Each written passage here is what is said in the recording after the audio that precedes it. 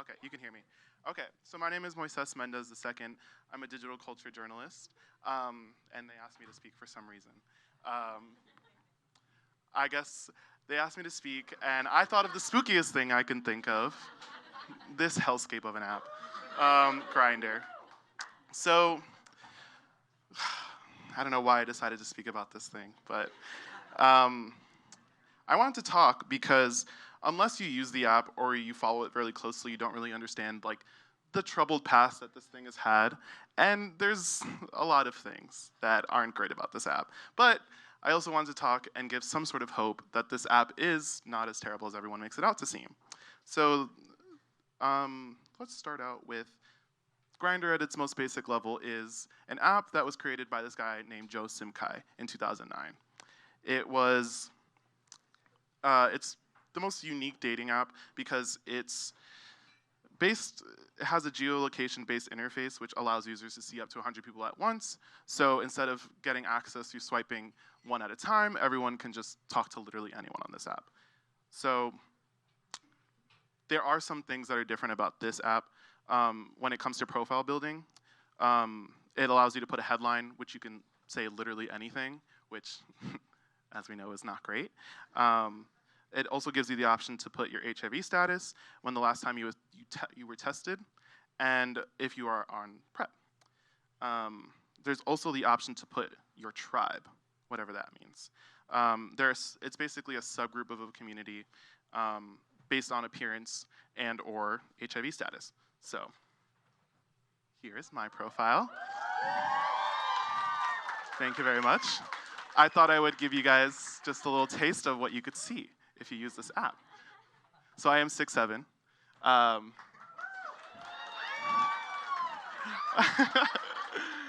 You can put what you're looking for, how you identify, all of that fun stuff. And here is the grid. So just a cute little taste. But here are the tribes. There are bear, clean cut, daddy, all of the fun stuff. So let's get back to the fun stuff. But with that, there aren't great things. And there are 4 things that I wanted to talk about that I'm going to highlight tonight. So the first is, well, let's actually get through all of them. There's years and years of discrimination on this app. It's not gotten any better, and in the 12 years that it's been around, nobody's done much about it. It was also owned by a Chinese company, which also not great. There's a lack of age verification, and there's a persistent drug problem. So the first one we're going to talk about is the racism. People always have and will suck, no matter what. And a source told me that when I was doing a story about basically the different ways that people can use the app, he always told me that people are less inclined to be on their best behavior behind the veil of anonymity, which is like stuck with me forever after doing multiple stories on Grindr. The responsibility does fall on the app to make sure that it doesn't provide this space for racist and terrible people, but that would make them have to acknowledge the fact that there is a problem, which they won't do that. One of the biggest taglines that you see a lot, or you used to see, is no fats, no femmes, no Asians, and mask for mask, which is pretty self-explanatory, but the mask for mask is people wanting masculine men, or masculine people. The phrase became synonymous with the app, and it was plastered all over users' headlines. But as people became more aware of how they were being terrible, they stopped using it as much. And it started to become sort of a meme in and of itself. And that's going to be the only mention of memes in my talk. But it didn't really sit right with a lot of people. People were saying, oh, these are just white people trying to make themselves feel better about a thing. But it didn't really go anywhere. And people started making T-shirts and using the hashtags and stuff, but that didn't work. So here are some examples of the stupid shit that people say on this app. What you'll see over here is someone talking about putting Mexican immigrants in cages. And there's another one where someone says the R word and the N word with the hard R. So not great. I'm not going to say I haven't dealt with this, but I've dealt with it less. but that's because people are just trying to be better, but the next is China. China has a terrible reputation with personal privacy laws, and Joe Simkai, the guy who made this app, sold it in 2009 to a Chinese gaming development company. Why? When I heard that for the first time, I was like, what? Why? Who did that? And it was a huge national security risk because military personnel and political officials also use the app, so they were putting themselves at risk.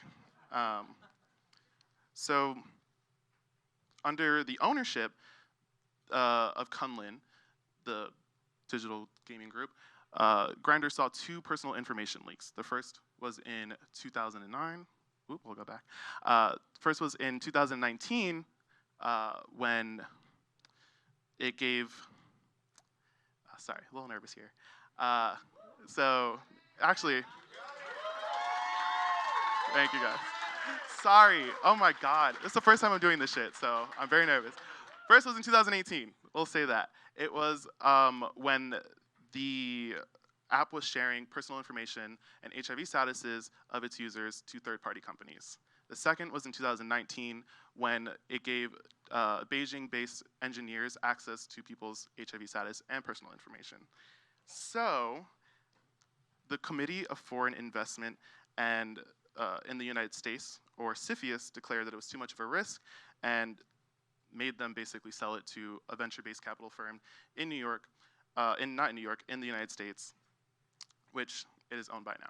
So next, we're going to talk about its persistent drug problem, the bad kind of crystals, crystal meth. If you have not followed my work, the first big thing that I got published was this story about the persistent crystal meth problem on the app. It's something that is still around to this day because of the fact that it's one of those problems that kind of evade any sort of algorithm because people will do different things like use acronyms like PNP, which means party and play, or they'll do capital T's, which means Tina, which means crystal meth. Therefore, people are just finding a way to just find it and use this drug together. There hasn't been much of any sort of acknowledgement from Grindr to say, oh, we're doing something to get this off of the app. It still persists to this day. So there's that. Here's some examples. Groups in T. I literally found these last night. It wasn't hard to find. You can literally just put your location anywhere, and you'll see something like that. So the next is lack of age verification.